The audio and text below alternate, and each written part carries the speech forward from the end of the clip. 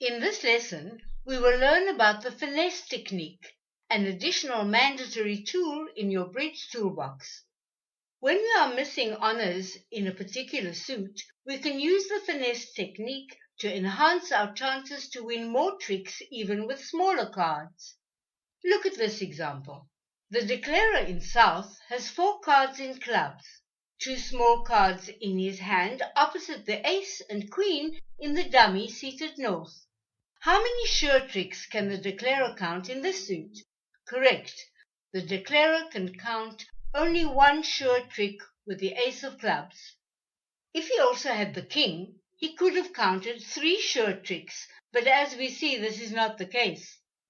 Is there any play that would enable the declarer to win a trick with the queen despite the missing king held by the opponent? Let's see. The declarer's first option would be to play the ace, which will obviously win the trick. The opponents will follow suit with smaller cards, and the king will remain in their hands. So now, if the declarer also plays his queen, he will obviously lose the trick to one of the opponents holding the king.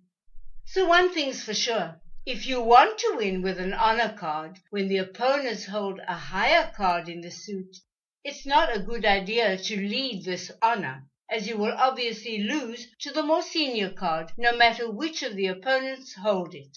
So we conclude that in order to increase the chances of winning with the queen, we literally need to change direction both in our thinking and in the play. In this case, we need to play a card from the declarer's hands towards the honor cards in dummy. And now it all depends on which of the opponents holds the king. In order for the declarer to win with his queen, the king has to be in the hand of the opponent who plays before the queen, in other words, in West, who plays before dummy. Let's see how this works. The declarer plays the card towards dummy, and now West plays a small card. Does this mean that the king is in East and that the finesse will fail? Not necessarily. It's possible that the king is in West and that at this stage he simply chose to play a small card. So the declarer needs to play the queen in any case. When East plays a small card, the declarer is pleased because the finesse has succeeded. The queen in dummy has won the trick. Now the declarer can also win with the ace and will gain 2 tricks in the suit instead of just 1. The fact that the king was in West was to the declarer's advantage. He was able to adjust the card played from dummy according to the card played from West. When West played a small card, the declarer played the smaller honor card in dummy and won the trick. Had West played the king, the declarer would have won with the ace, and then with the promoted queen in yet another trick. Now for some statistics. In 50% of the cases, the king will be in West, and the finesse will succeed. Equally, in 50% of the cases, the finesse will fail each time the king is in East, because after the declarer plays the queen, East will play the king and win the trick. However, take note that by playing this way, the declarer has nothing to lose and everything to gain.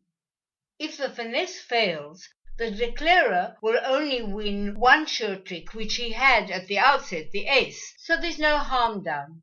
However, should the finesse succeed, and remember there's a 50% success rate, the declarer will benefit from 2 tricks in the suit.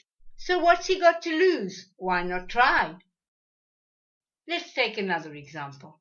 The declarer in South has 6 cards in clubs, 3 small cards in dummy, and 3 in his hand, with all the honor cards, except for the king. How many sure tricks does he have in the suit? Correct. The declarer has 1 sure trick with the ace. As we have learned the suit promotion technique in the previous lesson, we can identify that should the declarer sacrifice his queen in order to extract the king from the opponents, the jack will be promoted and win an additional trick. But why should the declarer settle for 2 tricks when he can try and win 3 tricks with the finesse technique? Let's see how. In order to win tricks both with the queen and the jack, the declarer needs to play a card from dummy towards the honor cards in his hand. And indeed, the declarer plays 3 and East plays a small card. Where is the king? We can't really know at this point. But if the king is in East, the declarer could now win a trick with one of the lower honor cards he holds. He chooses to play the queen and wins the trick. The finesse has succeeded. The declarer therefore concludes that the king is in East and that he simply chose not to play the king in the first round. Here's a little tip.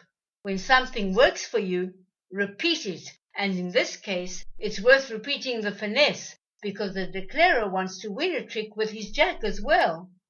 As the declarer won the previous trick with the queen in South, he needs to return to dummy, or in bridge terms, to enter dummy, so that he can finesse the king once again, meaning to play a card towards the honors in his hand. How can he accomplish this?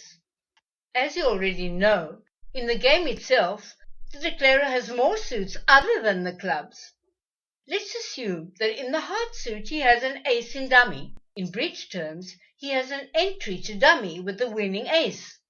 In this case, the declarer will play a round of hearts and win with the ace in dummy. Now that he entered dummy, he can again finesse the king of clubs by playing a club towards the honors in his hand. Once again, should East play a small card, the declarer will play the smaller honor in his hand. However, if East plays the king, the declarer will win with the ace, and now the jack will be promoted and will win a third trick in the suit. So here again, we see that by using this technique, the declarer has nothing to lose, because even if the king is in West and the finesse fails, the declarer would still win 2 tricks, which in any case he could have gained using the suit promotion technique. But let's not forget that in 50% of the cases, the king will be in East. In other words, the convenient positioning of the king before the honor cards in South will enable the finesse to succeed and the declarer to win 3 tricks in the suit. So let's summarize what we've learned in this lesson. Using the finesse technique enables us to finesse a high-ranking card and win a trick with a lower-ranking card. In order for this to succeed, there are 2 conditions. 1. We must play a card towards the honor with which we want to win. 2.